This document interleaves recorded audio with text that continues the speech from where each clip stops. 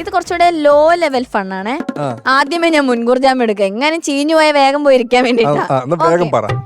ചളിയാണ്, മൊത്തം ചളിയാണ്. ഞാൻ ചോദിക്കാൻ പോണതും ചളിയാണ്. നിങ്ങൾ പറയേണ്ട ഉത്തരങ്ങളും ആ ലെവലിൽ ചിന്തിച്ച് വേണം എന്റെ അടുത്ത് പറയാനായിട്ട്. ഓക്കെ, ചോദിക്കട്ടെ? ശരി, ഓക്കെ, ചോദിക്കാം. ഞാൻ അവിടേക്കല്ലേ ഇരിക്കണം, അപ്പൊ ആ വൈബിന്ന് കിട്ടിയതാ. ശരി. ഒരു ഓടിട്ട വീട്. ഒരു ഓടിട്ട വീട്. ആ വീട്, ഒരു ഓടിട്ട വീട്. ആ വീട് ഫുള്ള് ചോർച്ച. മഴ പെയ്തപ്പോഴേക്കും ചോർന്നു. അതെന്താ? അത് ഒരു ഓടല്ലേ ഇട്ടിട്ടുള്ളൂ. എടാ ഷാനിക്ക, നമ്മൾ വിചാരിക്കണമല്ല, ഭയങ്കര ലോ ലെവലാ. എനിക്ക് ആലോചിക്കാൻ പോലും സമയം കിട്ടി. പറഞ്ഞു അതെന്താന്നറിയാ, അത് പൊട്ടിച്ചത് അവള് തന്നെയാ. ശരിക്കും പറയേണ്ടത് എന്താന്നറിയാ, ഒരു ഓടിട്ട വീട് അങ്ങനെ പറയണം. ഇത് ഒരു ഓടിട്ട വീട് എടുത്തു പറയുമ്പോ നമുക്ക് മനസ്സിലാവും. ഇപ്പൊ ടെക്നിക്ക് പിടിയിട്ട് അന്ന് വേറെ. ഇതൊരു കുസൃതി ചോദ്യമാണ്. രാവിലെ മൊത്തം അടികൂടും, രാത്രി കെട്ടിപ്പിടിച്ച് കിടന്നുറങ്ങും.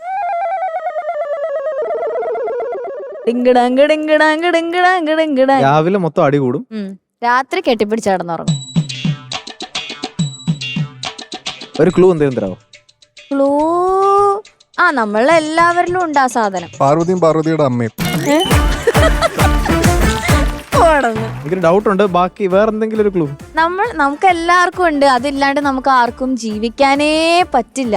പാർവതിക്കുണ്ട്, എനിക്കുണ്ട്, നമുക്ക് എല്ലാവർക്കും ഉണ്ട്. ഈ ലോകത്തുള്ള എല്ലാ മനുഷ്യന്മാർക്കും ഉണ്ട്.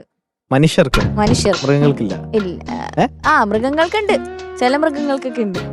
എല്ലാ മൃഗങ്ങൾക്കും ഉണ്ടാവേണ്ടതാണ്. ഇതാണോ? എന്താ പറഞ്ഞേ? കൺഫീലിയാണോ? ചാനക്കൊക്കെ ലോ ലെവല് മാത്രമേ പറ്റുള്ളൂ. എനിക്ക് നേരത്തെ അറിയാം, ഞാൻ ഉണ്ടായിരുന്നതാ. ഞാൻ അവസരം കൊടുത്തേ. അണ്ണന് ഏതാവതും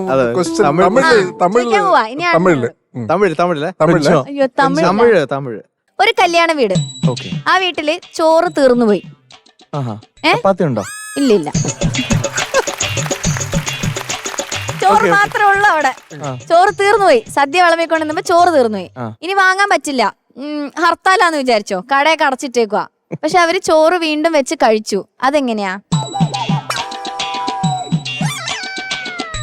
പറയാം, ആർക്കും ഉത്തരം പറയാട്ടോ. ഈ ചോറ് എന്ന് പറഞ്ഞ കള്ളനാണ്, കള്ളൻ കുക്ക് ചെയ്ത് കഴിച്ചതാണോ? അല്ല,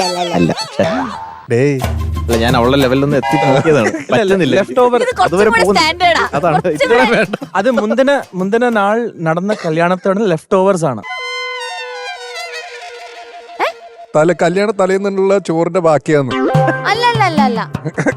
അല്ല ഞങ്ങളൊക്കെ അങ്ങനെ തലേന്നുള്ളടത്ത് കഴിക്കുക.